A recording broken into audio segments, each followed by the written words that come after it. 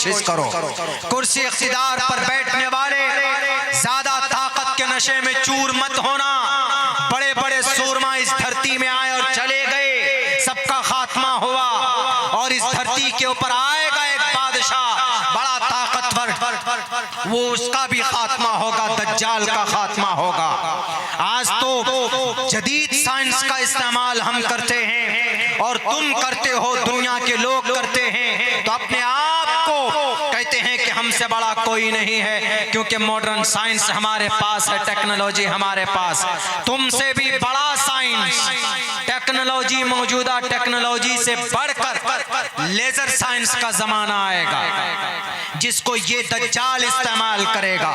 यानी आज अगर बुलेट ट्रेन पे बैठकर आप 350 किलोमीटर 1 घंटे में सफर तय कर सकते हैं, तो लेजर साइंस का जब जमाना आएगा तो आप 1 सेकंड के अंदर 10,000 किलोमीटर का सफर तय करोगे। उस जमाने में भी अगर उनके ताकत को कोई मट्टी में मिलाने वाला होगा तो एक आलिम दीन होगा जिसके सर पर टोपी और शक्ल पे दाढ़ी होगी। बहुत अच्छे, माशाल्लाह। तारीख की किताबों में ये बात महफूज नहीं, सीरत की किताबों में ये बात महफूज है, हमारे हदीस की किताब के अंदर ये बात महफूज। इसीलिए हिस्ट्री को बदलने वाले और शक की निगाह से देखने वाले, ये जो दिन आप हमारे इस मुल्क हिंदुस्तान को मिला, तिरंगा हम लहराते हैं। आज एक सवाल भी बहुत ज्यादा घूम रहा है चारों तरफ कि बताइए कि तिरंगा को किसने डिजाइन किया। इस तिरंगा को डिजाइन करने वाली एक ईमान वाली खातून थी जो मुशर्रा थी, मतलब बुर्के में रहती थी, नकाब में रहती थी, सुरैया तैयबा माशाअल्लाह। She is belong to Hyderabad. ये तारीख है 1799 में देश का शेर शहीद हुआ। मैं पिछले साल भी बता चुका हूं वो कितने बड़े उलमा से मोहब्बत करने वाले थे, उसके साथ साथ इस मुल्क से मोहब्बत करने वाले। अंग्रेज ने ऑफर किया कि सुल्तान तुमको क्या चाहिए, तुमको हुकूमत चाहिए, लो कहां तक हुकूमत चाहिए, कर्नाटका पूरा ले लो, श्रीरंगापट्टनम मैसूर में तो हो, महाराष्ट्र ले लो, उधर तमिलनाडु के अंदर मिलता है वो हिस्सा ले लो, वो एरिया बताओ, लेकिन बस you have to support me, हमें तुम्हें सपोर्ट करना होगा। नवाब साहब दक्षिण में उन्होंने भी कहा कि सुल्तान क्यों लड़ाई कर रहे हो, एक मर्तबा समर्थन दे दो, लेकिन उन्होंने कहा कि नहीं हम लड़ेंगे। मराठा सेनाओं ने आकर के कहा कि टीपू सुल्तान अंग्रेज के साथ हो जाओ।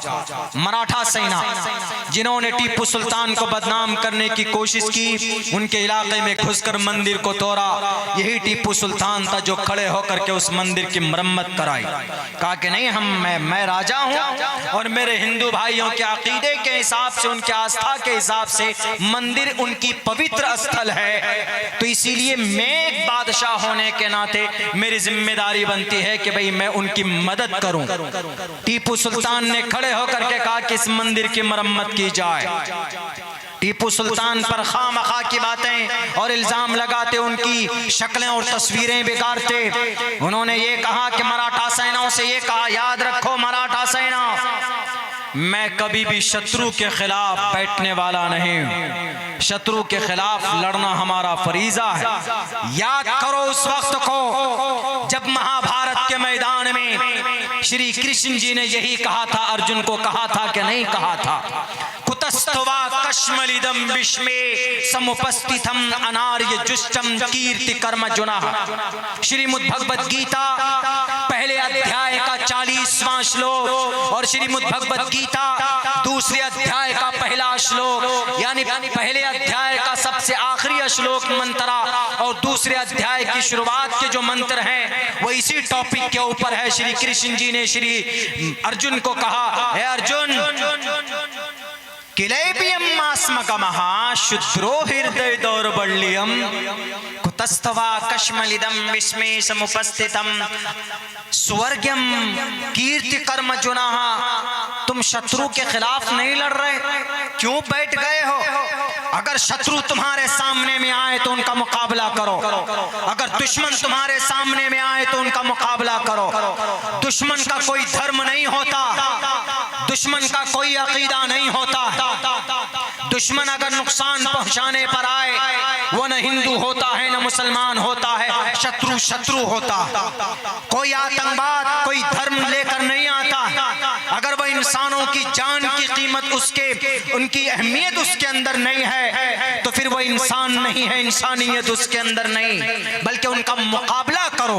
ये कौन कह रहा है? ये श्री अर्जुन को श्री कृष्ण जी कह रहे हैं। श्री कृष्ण जी का मतलब विष्णु के 8वें अवतार, यानी विष्णु इस जमीन पर इंसानी रूप धारण करके जमीन पर आए और मराठा नवाब साहब और अंग्रेज जैसे शत्रु को के खात्मे के लिए श्री अर्जुन को खड़ा किया था। उस जमाने में, उस वक्त में जैसे ये लोग थे, वैसे उस वक्त में कौरव लोग थे। तो वहां पर अर्जुन ने कहा कि मैं लड़ूंगा नहीं। तो उन्होंने कहा कि कुतस्तुवा कश्मलिदम विस्मय समुपस्थितम अनार्य जुष्टम कीर्ति कर्म जुनः।